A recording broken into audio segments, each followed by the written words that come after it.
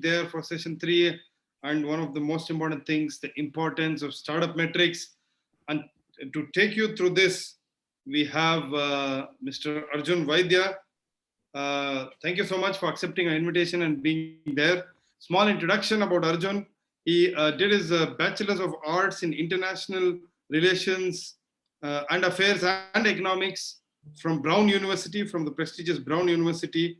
And, he's a D2C founder, and he's built Dr. Vaidya's, one of India's largest Ayurvedic brands online. And the brand was recently acquired by the RP Sanjeev Goenka Group, making it one of the first direct-to-consumer largest exists. He says Vaidya is his last name because Vaidya means Ayurvedic doctor, and he comes from a family history of 150 years of Ayurvedic legacy, and his grandfather and 6 generations before that passed down 100 plus proprietary formulas.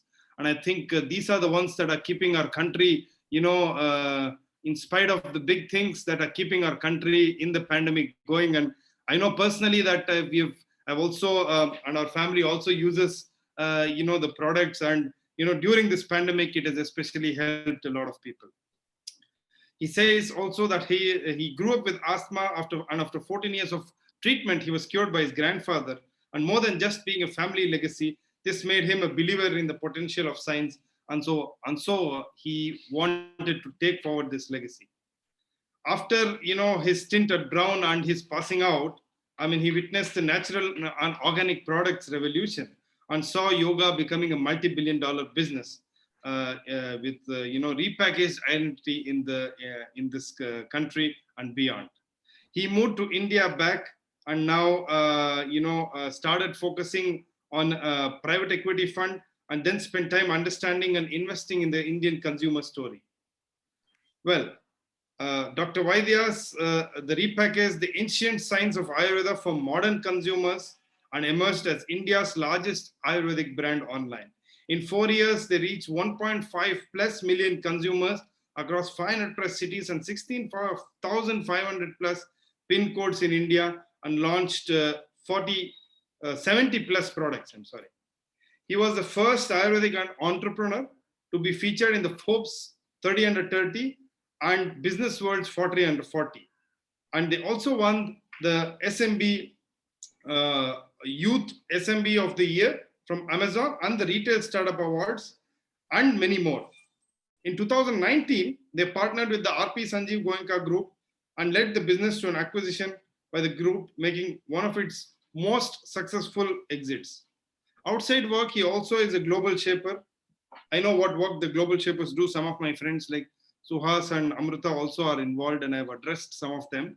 And that's part of the World Economic Forum. He's a very active. He's also a mentor at the Atal Innovation Mission and a part of Brown University's Young Alumni Advisory Council. He also runs a podcast called Direct to Billion Consumers on navigating India's complex and exciting FMCG ecosystem. And I think we couldn't have someone better and someone who's young, who's like a youth icon, to drive this session. Thank you, Arjun, for accepting this and being with our students and going to guide the young entrepreneurs, the aspiring entrepreneurs and the students. And I'm sure all of us will benefit from your session. Thanks, and over to you. Yeah, thanks, Karthik, for having me, and thank you to all of you for spending time with me. I know there's a lot of people on this conversation, so the way I plan to do this is actually take you through my journey leading up to entrepreneurship, starting off as an entrepreneur, where I struggled, what really helped me, what helped our business go from 0 to 1, and then what helped our business go from 1 to 100. And then eventually what led to the exit, and then maybe spend some time on my reflections through the journey. I don't like monologues so much. So I'll probably try to speak for like 20, 25 minutes and then open up for questions if that's okay, Karthik. Yeah. Awesome. So yeah, I think some of my journey, Karthik's already talked about, but I think the key here is, what were those pivotal moments and what were those key decisions and what were those key learnings that I learned along the way, those key metrics that I looked at that helped us do some things right. had I to do it all over again, hindsight is 2020, and I would have done a lot of things very differently. But um, failure is the biggest learning for any entrepreneur, and I wrote a LinkedIn post about that a few days ago as well. So I'm going to start sort of taking you through my journey, and in the process talk to you about my learnings as well. So as Karthik said, Vaidya, my last name means Ayurvedic doctor. I come from a family of 150 years of Ayurveda. My great grandfather, and sort of generations before were all Ayurvedic doctors. Right? A lot of people think that Dr. Vaidya's was a family business. The reality was there was no business. My family had a clinic, which they used to run for a very long time. But my grandfather, he graduated from medical school in 1957 and joined his father in 71. He took on his father's medical practice.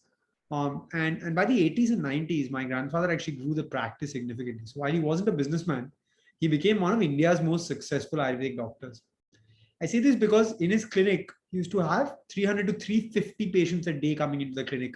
And in the 80s and 90s, he had 12,000 plus patients write them via post. So these people would write them via post about their ailments. And so he built a post business, which could be the e-commerce business of today, right? So he was a legend in his work. He was a legend in his practice.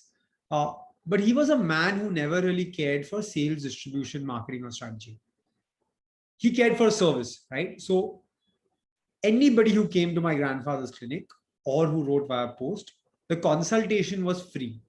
So he basically believed that money should not prevent someone from coming into this clinic, right? And so it was free to come to Dr. Vaidya's clinic, and you paid the marginal amount for the medicine, right? So that was how my grandfather lived his life. In the late 80s, my dad graduated from college, and he believed in the potential of Dr. Vaidya's becoming a really large brand, or well, it wasn't called Dr. Vaidya's at that time, but it was my grandfather's legacy, and he believed that could become a large brand. You would also appreciate that FMCG brands were still new at that time, right? So late 80s, early 90s, all the big FMCG companies that we know today were just starting to build. Advertising was just starting. Their first set of TV ads were coming out. So it's a sort of whole different ballgame. Right? And at that time, in sort of the way India was and sort of how conservative we were, how far behind we were from the rest of the world, risk was was a bad word in India. For a doctor, entrepreneurship seemed like a terrible thing to do. And so basically the doctor and the businessman, my dad and my granddad, they couldn't see eye to eye. And so eventually my grandfather actually, my father actually decided that Ayurveda wasn't for him, and he went ahead and sort of started his own business in the jewelry and watch space. And he's been running that for the last 35 years pretty successfully. It's called the Rose Group of Companies. So if you ask me what my family businesses is actually what my father does. And my grandfather's business was not a business, it was a legacy. But every entrepreneur has that purpose behind what they do, right? And this may not really be a metric, but it's really important to drive the ambition, the passion, and why you do what you do, right? So I grew up with asthma. I started suffering from juvenile bronchitis at age 2. I grew up with pumps, nebulizers, steroids, inhalers. And this prevented me from having what they call a normal childhood, right? So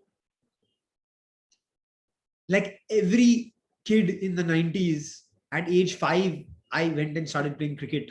I went to Hindu Gymkhana and I went for cricket coaching, and that was the dream for all of us, right? Like all of us wanted to be cricketers. And at age 7, my grandfather pulled me off the cricket field because he said that it was too dusty, and so it would be very bad for my asthma to continue playing cricket. So at age 7, a cricket fanatic that I am, I'm like a crazy cricket fan, I was stopped from playing cricket and I started playing golf and squash. I was the only kid at age 7 playing golf and squash, and that really had an impact on my life. Like, why is asthma preventing me from doing these things, right? I had not tried Coca-Cola or Limca or Fanta till I was 12 years old. While it's not something that kids have today, it was something that all the birthday parties that we went to had. I hadn't had ice cream till I was 12. And the first time I had a vanilla ice cream from Baskin Robbins, my Mom waited till it became a soup and was completely melted and not cold, and then gave me the ice cream. Right. So that these things like affected me growing up, and 14 years of treatment later, my grandfather cured me of asthma. Right. And so for me, as Karthik said, it became more than a family legacy. It became something that personally changed my life. Right. And I spent a lot of time with my grandfather growing up. I learned a lot from him on hard work, on discipline. He was a man who woke up at 4:30 every morning and read, and then played golf at 6:15 every morning with the same group of friends. So a huge amount of discipline that I learned from him, right? And that discipline came to me as I started building my business. But at that time, I made him a promise that I would go to college abroad and I would study biotechnology and I'd do something with his legacy. So I got into Brown University, and at 17 and a half, I went to do my undergrad there. I went to study biotechnology, as I told you guys, but I ended up not taking any biology or chemistry classes. I went to a liberal arts college. I got interested in economics and politics, and I graduated eventually with an economics and international relations degree. My grandfather wasn't too happy about this, so he stopped paying for my. He had agreed to pay for my education had I decided to study biotechnology. After 1 year, he realized I'm not going to do it. He stopped paying for my education and put it on to my father. But my experiences in the US actually shaped the way I think, right? And I say this because I saw the natural and organic products revolution in the Northeast. Right? I saw Whole Foods, I saw organic products, I saw customers paying a larger amount for organic products. I also saw yoga being completely repackaged, right? With yoga mats, yoga gyms, yoga apparel, all of these things. I saw this industry become a multi-billion-dollar industry in the US. And to me, that seems strange. Like they took what we had, they repackaged it, and they sold it back to us. That's crazy, right? So I started thinking to myself, Ayurveda is my legacy, Ayurveda is India's legacy. We need to be Indian companies taking this legacy to the world. Right? And so I came back with this thought process at the back of my mind. Like Lululemon is a multi-billion-dollar industry selling yoga pants. Why can't Indian companies do this? So I came back to India in 2013. I graduated from college. I'm super patriotic. So I never thought of living in the US. I wear this band of the Indian flag on my hand at all times. And so I packed my bags. I came straight back home. I got a job in private equity. I worked at a fund called L Capital Asia, now called L Carrington Asia. It's the private equity arm of the Louis Vuitton Moet Hennessy Group, and only invest in the consumer space. So I got a lot of exposure into the changing habits of the Indian consumer. I grew up in the 90s, and so I grew up in an India which was obsessed with imported products. So my 11th birthday, I remember very clearly, I was gifted a Japanese electronic sharpener from a store that only sold imported products, because what was imported was good and what was Indian was considered bad, right? And so I grew up in this kind of India, right? Which thought that if it was Indian, it was not good. But I came back to a different India. I came back to an India which was resilient, which was excited, which was happy to consume quintessentially Indian products. One of our portfolio companies at the fund I worked at is Fab India. Fab India was a quintessentially Indian brand, making India appealing and accessible and sexy. I also got the opportunity to work on e-commerce, right?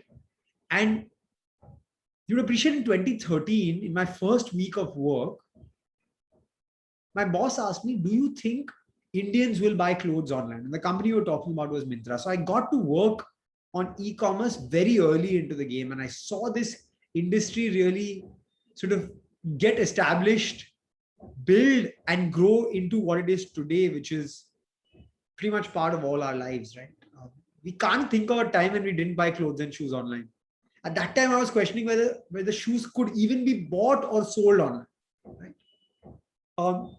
Being a part of private equity, I also got the opportunity to meet some exceptional entrepreneurs. With your private equity card, you could meet anyone. And so in 3 years, I met 150 entrepreneurs, business owners in the consumer space, from cars, bikes, watches, jewelry, F&B, restaurants, FMCG products, shirts, across these spaces, running offline and online businesses. And that really exposed me to the best of the Indian consumer sector. I also realized after sort of 2.5 years at this job that what stimulated me more was brand creation. What stimulated me more is I paid 10 times the value of this t-shirt because of this name on it,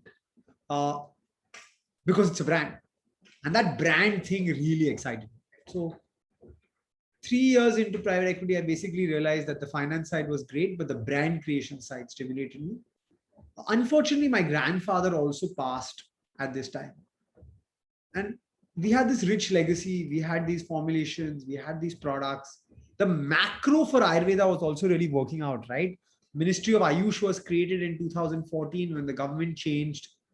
And hundreds of thousands of consumers were coming back to Ayurveda, asking questions about Ayurveda, asking about these natural products and formulations. And the Patanjali revolution was happening. And so all of this seemed like the right time for me to get into Ayurveda. And so naive as I was, I quit my job and I said, I'm going to take forward my grandfather's legacy. I started thinking about this actually. And I had like all entrepreneurs, I had that aha moment, right? That time where things just click.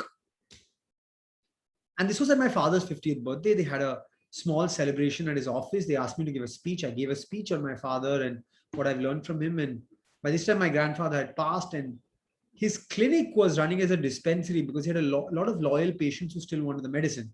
So his clinic was running as a dispensary still. And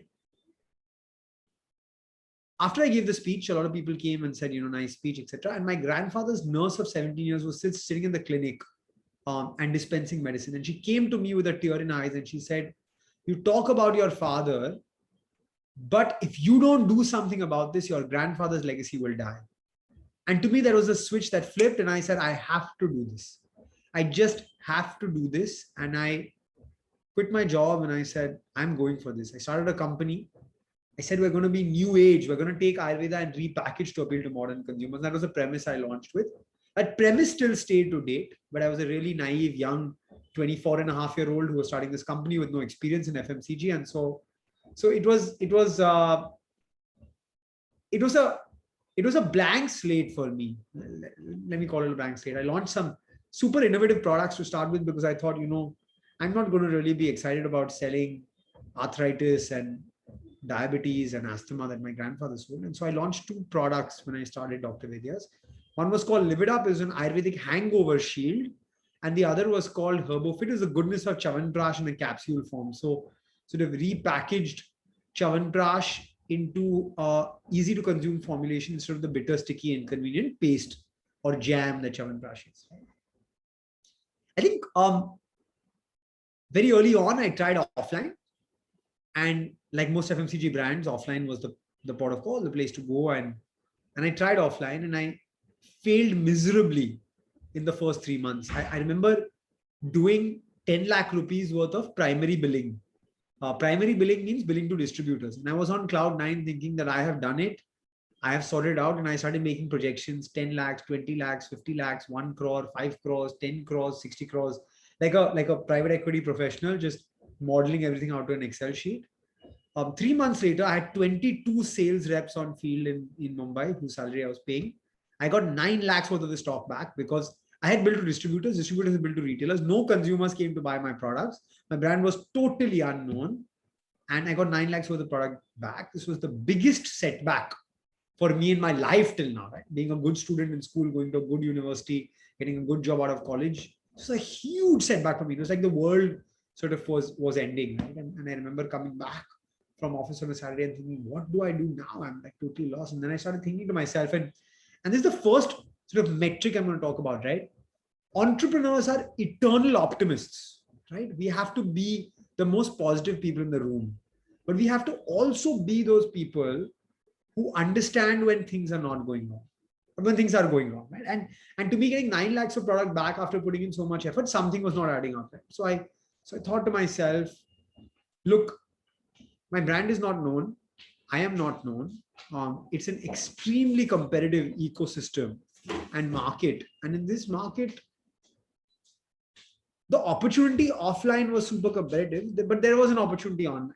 And so I decided, and that was probably the most mature decision I made at Dr. Vaidya's and the best decision, to shut shop with the offline business and to go online only, right? And D2C, online only, e-commerce brands. It's sexy, it's interesting, it's appealing today. But in 2017, people thought we were crazy, right? And I remember having a conversation with my wife, who was my girlfriend at the time. She had worked at the early team at Nika, and she genuinely believed in the online opportunity. So I told her, look, we have to do this together. You have to come on board. I think our families weren't okay until we got engaged. And once we got engaged, she came on board in the business and we started building it together. So 2017, after taking this sort of monumental decision of shutting shop on offline and moving online only, we decided to sort of go on this online journey. Very quickly, we realized that building a brand with just 2 products online wasn't going to work. And so we took a decision to launch 27 products. So Dr. Vaidya's in November 2017 was now 29 products. Launched a website, drvaidyas.com officially, and we were doing 1 order every 3 days, right? And I think doing 1 order every 3 days, we made a promise to ourselves that we would focus on only one thing, right? Instead of doing online, offline, our own website, marketplaces, institutional sales, partnerships, exports, B2B, we had all of these options. We said, no, hey, we are just going to focus on our own website and grow this brand on one channel. My dad used to always say, I am okay if you decide after you finish college that you want to sell peanuts on the street, as long as you promise me that you will be the best peanut seller in the world, right? And so we said, hey, we're going to do our website, we're going to do D2C, we're going to do e-commerce, but we're going to be the best Ayurvedic website in this country, right? And so for 1 year with 29 products, we put our heads down, we learned digital marketing, we learned performance marketing, we learned social media, we learned content, we learned influencers, built a small team, and we scaled this business, according to us, exponentially from 1 order every 3 days to 50 orders a day in November 2018. To us, that was huge, right? And for me, what was the learning? The learning from this was razor sharp focus and do one thing right, because when you're in early stage, you can't do everything. So razor sharp focus, do one thing right and be exceptional at it. But also bringing on a co-founder who was my wife at that time was a critical decision for me. Why was it a critical decision? Because for me, I learned that in a manufacturing FMCG business, there was manufacturing, supply chain, sourcing, legal work, approvals, and then there was sales, distribution, marketing, strategy, HR, IT, legal, admin, and brand. All of these things for one 25, 26-year-old to do was impossible, right? And so I had to bring on someone as a co-founder, but the IP was all mine. The IP was all my family. So how can you bring an unequal co-founder on board? That would be too difficult, right? And so I had to be strategic about who I brought on board. Bringing on my wife or my fiance or my girlfriend was a very risky decision, but I took that decision because I wanted to ensure that the incentives were aligned. Right? And so for both of us, the incentives were aligned to make this really big together. We also very clear that we had to have clear demarcation of responsibility between the two of us. Right? That was critical, that we needed to know that I was going to do this and she was going to do that. And so actually we decided to do what we were good at. I was really good at the front end. I was really good at strategy. I was really good at manufacturing. I was really good at the big picture, sales, etc. But the entire e-commerce backend, sales, operations, logistics, customer service, website and tech, which seemed to be things that I should have been doing, was something that Trisha did. And in those things, I didn't even, if someone asked me a question about that, I would say that, look, that's not my responsibility. That's not my forte. That's not my area of expertise. You can go to Trisha and ask that question, right? And so bringing on an equal co-founder, demarcating responsibilities, being very honest with each other and building the business together was the best decision that we took. So we focused on one thing, on and only D2C, lost the distractions, got up to 50 orders a day, but critically, right, for us, established product market fit, which was getting to 50 orders a day at metrics or numbers that made sense. And what were these numbers? We got our performance marketing right. We knew our numbers really critically and very well. And so we got to a order size of 50 orders a day with a customer acquisition cost of only 35% of our average order value. At a 75-80% gross margin, these metrics or these numbers made sense. And so November 2018, we said, okay, this is it. We have a stable CAC. We know we have what it takes. We need to hyperscale this. We need to go from 50 to as far as we can go. Right? And so honestly, at that time when we got to 50 orders a day and we spoke to investors, we spoke to people, they said 50 orders a day on your website, that's pretty much the maximum you can get to. But we believe that this could go much, much larger, because we said that, look, there is no one providing high quality Ayurvedic products and service outside the top 10 cities in this country. If you go to Anantnag, Trichy, Muzaffarnagar, Imphal, they're not able to get Ayurvedic products and Ayurvedic care with a free consultation like customers in Bombay, Delhi, and Bangalore. And this is what we want to solve for. So we started offering the same free consult that my grandfather offered on the website, and started scaling this business. We knew our performance marketing metrics. We knew our performance marketing numbers really well. We went ahead over the next 2 years, launched another 50 products, got our company to about 75 to 80 products, and scaled this business from 50 to 5,000 orders a day. We were able to scale this because we got our numbers correct, but we also built the strongest brand for Ayurveda online, right? So I think more than just performance marketing, we're able to establish thought leadership in this space and conquer the market as the largest Ayurveda brand online, the largest Ayurveda website online, by becoming the go-to platform, by becoming thought leaders in the platform, by establishing really high quality content. We created something which no other brand has done. We created WhatsApp groups where we said on our website, click this link to get on to join a WhatsApp group where you will get one Ayurvedic tip every day. Non-salesy, no products, just one Ayurvedic tip every day. In 2 years, we had more than 150 WhatsApp groups with 250 people. So 30 to 40,000 customers every day getting one Ayurvedic tip from Dr. Vaidya. So we did this unique, disruptive content marketing, and we're able to establish ourselves as thought leaders in the space. We did 5,000 orders a day. We did 1.5 million orders on our website. We launched the most unique product. We launched the world's first Chyawanprash in toffee form called Chakash for kids. We launched a female sexual wellness product. We launched a PCOS product. We launched the most unique products in the Ayurveda ecosystem and built a really, really, really strong brand as well. I think with this, another key metric that we wanted to solve for was a strong team with a strong culture. And we established our philosophies very clearly.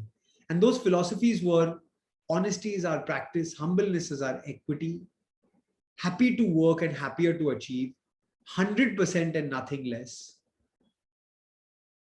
Team effort are our power, and customer are reason for being, right? With these philosophies, built a really strong team that cared for this, scaled from 30 people to 150 people from November 2018 to December 2020.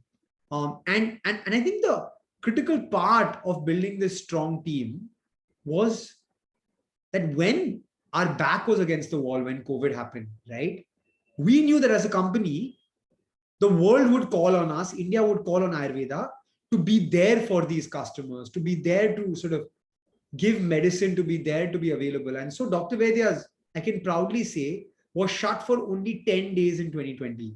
From March 21st to early April 2020 was the only time Dr. Vaidya's was shut. The rest of the time, all of us were in the warehouse. I personally went to the warehouse for April, May, and June and packed orders and unloaded tempos myself, so that we were able to give customers products even in these difficult times, give them their immunity boosting products, launch 7 products in this time. That's only because we had a really strong team with a really strong culture, right? And so there were people coming to the warehouse and packing orders in the most risky, the most fearful times that we had, which was April, May, and June of 2020. If you ask me, what's the biggest success of Dr. Vaidya's? It wasn't the awards we got. It wasn't the scale we reached. It wasn't raising money. It was that we fulfilled more than 1.5 million orders across 16,500 pin codes in this country. And so without any online presence, without any offline presence, we actually built a pan-India brand in a very short period of time, in 4.5 years. I know I'll get questions on fundraising because that's the sort of topic that most people want to know about. So I'll talk to you about my journey with fundraising. We met more than 30 investors and sort of a lot of people very interested in Ayurveda. but eventually chose an investor who believed in our vision. I remember our first meeting with the RP Sanjeev Goenka group. Our business was doing 8 lakh rupees a month in 2018. And I met Sanjeev Goenka, and he said, this can be a 500 crore opportunity. And to me at that time, I didn't believe in myself at that time that I could make this so large. And so to get a partner on board who believed in the vision as much as we did or more than we did, who believed in funding this business as long as the business needed funding to get to that larger goal, that was really important. And so eventually we chose RP Sanjeev Goenka Group as our investors. And they invested with us in June 2019, 1.5 years after getting to know each other. We eventually decided to work together. And in December 2020, the business in 2020, you would appreciate that Ayurveda grew exponentially, health and wellness grew exponentially, and our business was at the sort of core or the epicenter of this, and we grew exponentially. We had an amazing year of growth, and eventually, sort of in December 2020, our PSG made an offer to acquire the business. It was very difficult to say goodbye to our family legacy. It was very difficult to say goodbye to what we had built for 4.5 years. But I think I'm one who doesn't believe in buying at the bottom and selling at the top. I think we are getting really amazing value for what we had built. And so we took the offer from RPSG, hand over the business between January and February. And on March 8th, I officially exited our equity position in the business. While it was one of India's first D2C and e-commerce brand exits, I think it was a tough decision because it was saying goodbye to our team. It was saying goodbye to our family. It was saying goodbye to everything we built. But I think that for my wife and I, who built the business together, I think it was the right time according to us. And there's no right time. It's a very personal decision. It was the right time according to us. And sort of, we felt it was just right to do it. I think life post exit has been actually a lot of time for reflection and a lot of giving back to the ecosystem as well. So if you guys follow me on LinkedIn, you'll see sort of what we do for the ecosystem now. But we're active angel investors. We've invested in 14 companies now. We're also active mentors and advisors to D2C brands. So we mentor 7 D2C brands. We also work as venture partners with a revenue-based financing fund called GetVantage. And the most fun is we teach a course on building D2C brands in India. And we've had sort of 3 cohorts run already with this. So spending our time giving back to the ecosystem that gave us a lot. It gave us a life-changing outcome and exit at such a young age. And yeah, figuring out what's next very soon. Trisha and I will sort of start doing something new, this time separately. But yeah, we'll be sort of kicking off our next journey. If you were to ask me, and I'm going to end with sort of my 3 key reflections in my entrepreneurial journey, right? I think, and then happy to open up to questions.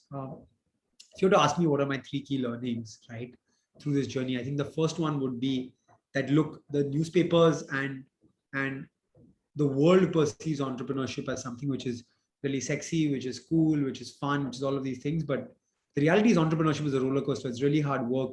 You experience extremes of emotion, from being ecstatic to being almost depressed, right? And so grit and resilience and fighting through tough times, which all of us have learned through 2020, is sort of the hallmark of an entrepreneur. Learning from failures is something which I found very difficult to do initially, but I've learned now that it's okay to fail and it's okay to have things not go your way. And as long as you're willing to sort of get up and fight again hard the next day, I think you're okay. The second thing I would say is entrepreneurship is not a side hustle. A lot of people start entrepreneurship as side hustles, and that's fine, but you're never able to really unlock value if you're doing it part-time. So for me, you can't be slightly pregnant as an entrepreneur.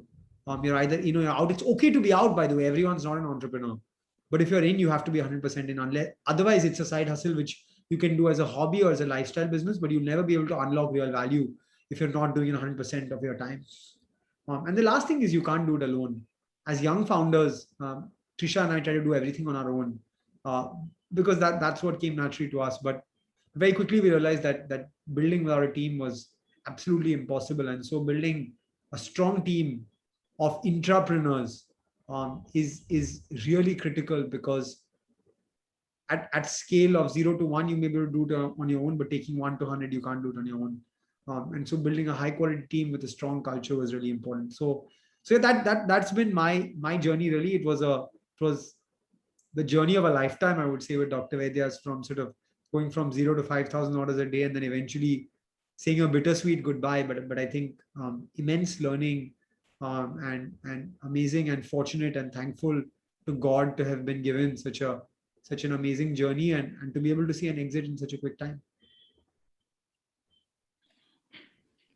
Thanks, Arjun. I think it was lovely, listening to your journey, and I think we open it up also for questions. We get some, but I take away, like you said, some of these points that learning from failures is quite critical, and like you said, a lot of people want to get there and not, fail, or if they fail, they don't want to. They think that's the end of the journey, right?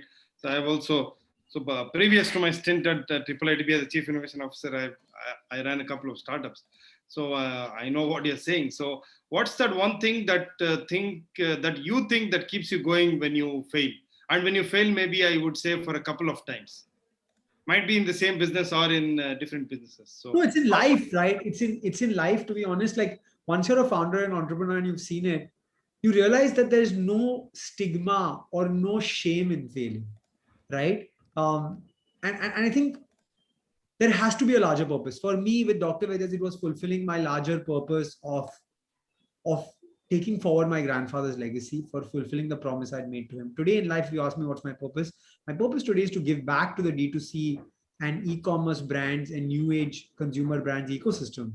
And so I'll do what I can. So as long as you have that purpose behind you, and you're okay to fail, because there's no shame in failing. correct. And if you speak to founders across the board, they'll tell you the same thing. So I think that's what keeps you going. So one thing in India is, in the US, across a founder, a failed founder is celebrated, right? But in India, it is still the old, like you said, a lot of stigma. If you're a failed founder, you're thrown to the side, or you're told to go find a job.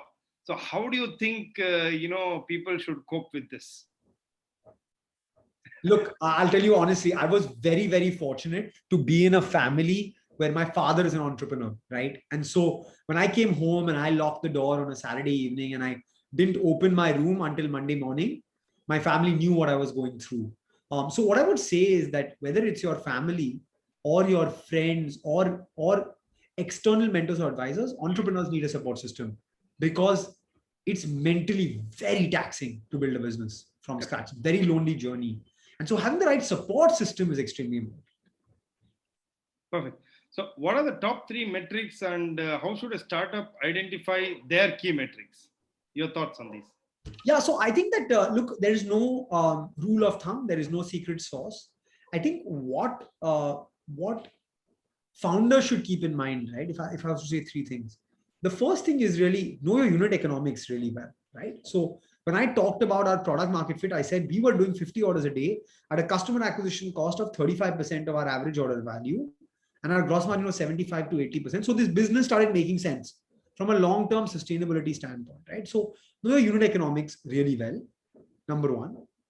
Number 2, have a clear 100-day plan.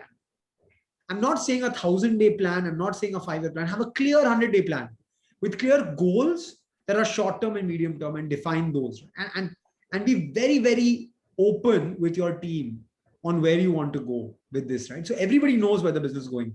When we teach our course, the last module and the last assignment of the course is a 100-day plan that we get all our students to get to. So I would say that's second metric. And the third metric really is your North Star. You should have that in mind, right? What's your long-term goal? So think about a mountain, right? Now, you want to climb the peak of that mountain, and the peak of that mountain is your North Star goal. But be flexible about the path you're okay to go on to get that goal.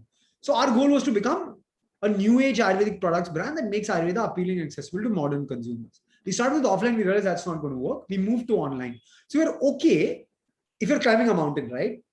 And there is a blizzard on one of the paths to climb that mountain. You can go to another path and still climb that mountain, right? So your North Star should be defined, but the path to that North Star can continue to evolve. Perfect. So one more question says that what difficulties you faced in bringing Ayurveda when majority population is towards modern medicine and wants to get treated fast? See, I'll tell you, I think the reality is that things have changed. I say 2014 to 2019 was the renaissance of Ayurveda. I was in the right place at the right time as well, because Ayurveda has never been as popular as it is today in the history of independent India. So the right place at the right time. But I think the key here is communicate honestly that I am not here to give you a instant solution. It's a 3-month, 6-month treatment. It will work, but you have to be in it for the long term, right? So that's how we would communicate very effectively. And we never said allopathy is bad. Allopathy and Ayurveda can coexist. If you have a fever, right, you will have a paracetamol to bring down that fever. But in the long term, you will have Ayurvedic products to build your immunity so you don't get the fever again. That's how we communicated. That's great. So you say, the way maybe your product is also put, it plays a key role, right? The communication that goes out. Great. So what were your strategies to exit successfully in this highly competitive market? Says one more question. I had one strategy to exit successfully. I never thought of an exit. There have been 150 to 200 people who have asked me how they should exit their business. My answer to them is the same. Build a really good business. You may or may not get an outcome, but build something of real value. If you build something of real value, your chance of getting an exit is much higher, but don't think of the exit. So the next question says that, could you share some tips or learning from the B2B business that you started off? But you are yeah, we did have a B2B business. We had a contract manufacturing business. A lot of people said, why would a B2C brand launch a contract manufacturing business?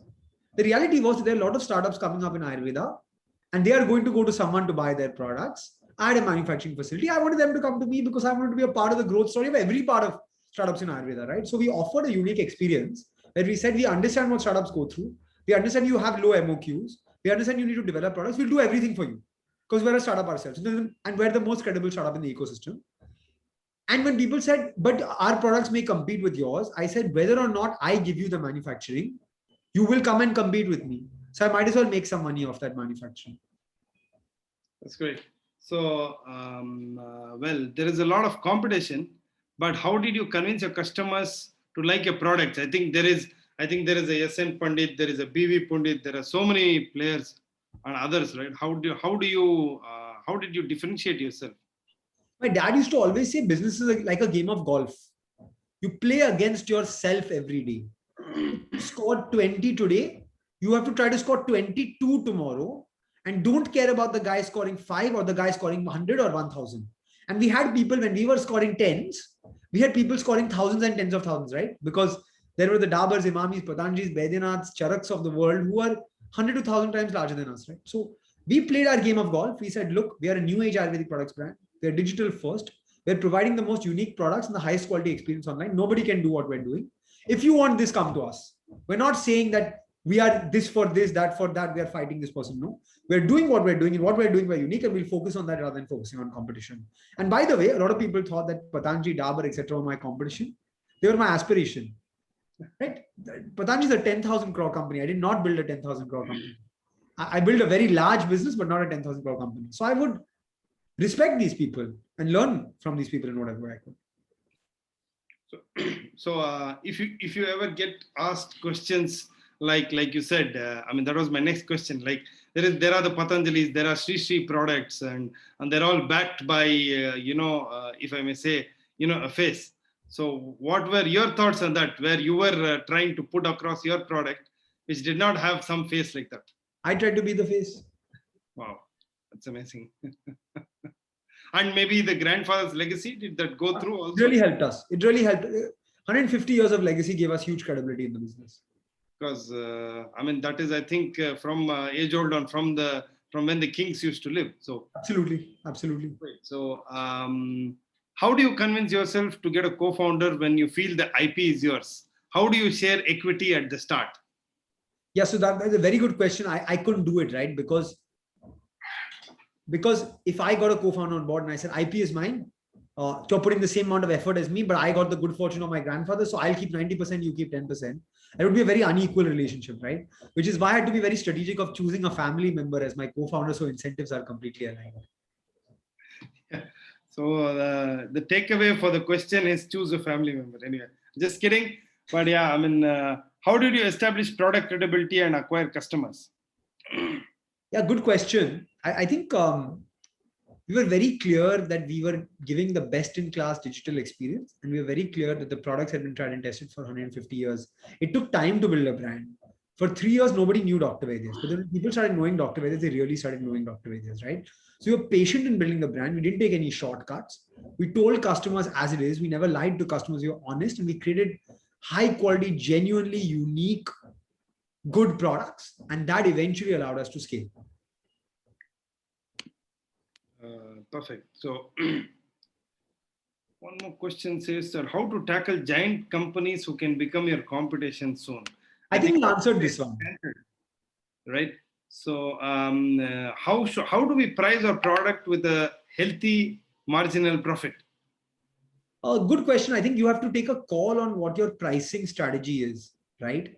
So for us, our pricing strategy was that we had to maintain a healthy gross margin structure of 75 to 80%. And that's how we priced our products. We have to keep these things in mind. Having said that, you can't outprice yourself in terms of competition, right? You have to be in the market, not out of the market. You can be 20%, 15%, 10% higher, but if you're 100% higher than your competition, your product has to be genuinely so much better. So these were the considerations, but again, each product had its own pricing strategy, and we had 70 products.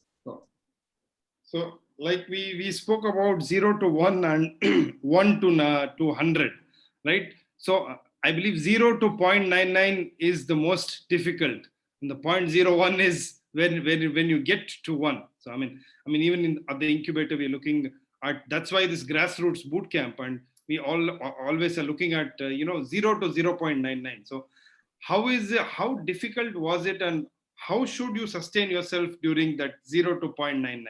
Yeah, I see a question as well on, do you ever think it's not going to work out and you would stop this? Yes, many times.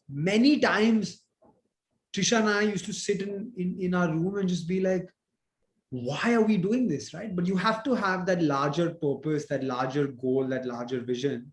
And you can have moments where you're like, this is really tough. You can have moments where you're saying that, look, why is it so tough right now? But you got to pick yourself up and go again. Okay, so how did you achieve or how do you achieve customer satisfaction?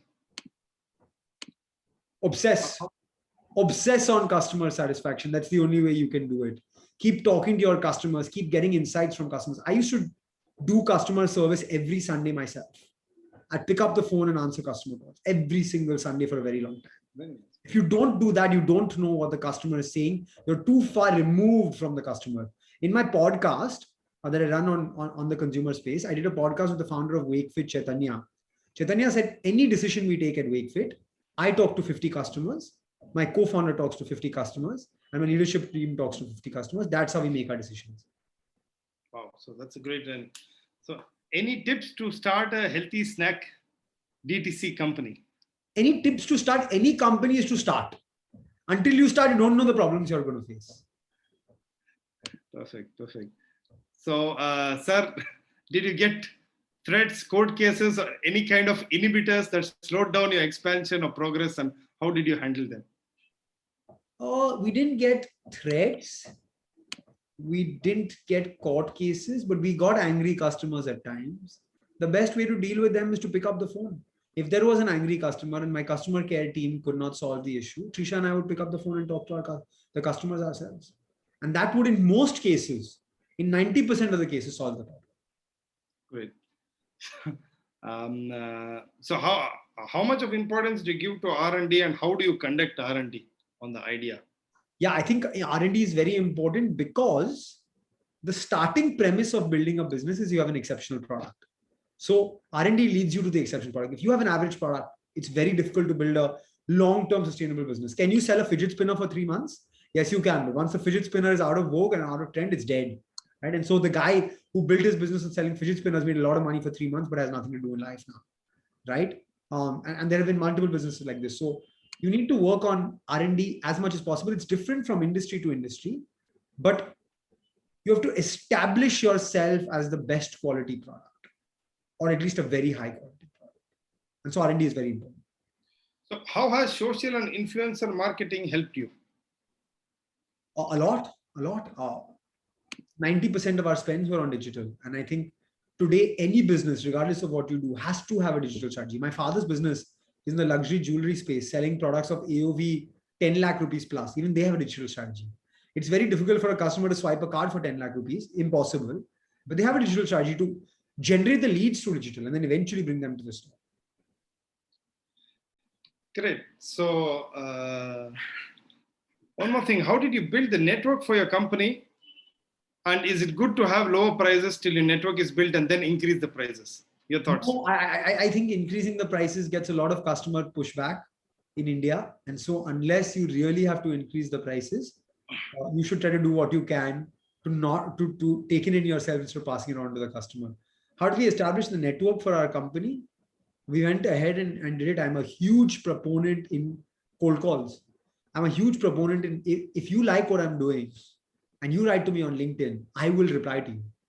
And most people do, right? So go out there, have conversations with people you care about. 3 out of 10 or 4 out of 10 will reply. That's good enough to start the conversation.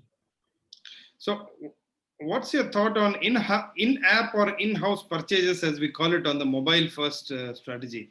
Do we go mobile first or do I go web first and convert it? Your thoughts? So look, mobile first is it's non-negotiable today. 90% of our customers, 92% of our customers, I think, came from the mobile. So mobile first is non-negotiable. Whether you do an app or not is a question you have to ask yourself. We didn't have an app. We had a PWA, progressive web app. So app, you have to ask yourself the question because customers' phones are flooded with apps now. So that's a question you may want to ask yourself. But should I be mobile first? Yes, you have to be mobile first. That's the reality of how India is consuming data. Well, Arjun, thank you so much for that. And Yogeshwaran, if you have any thing to add on, over to you.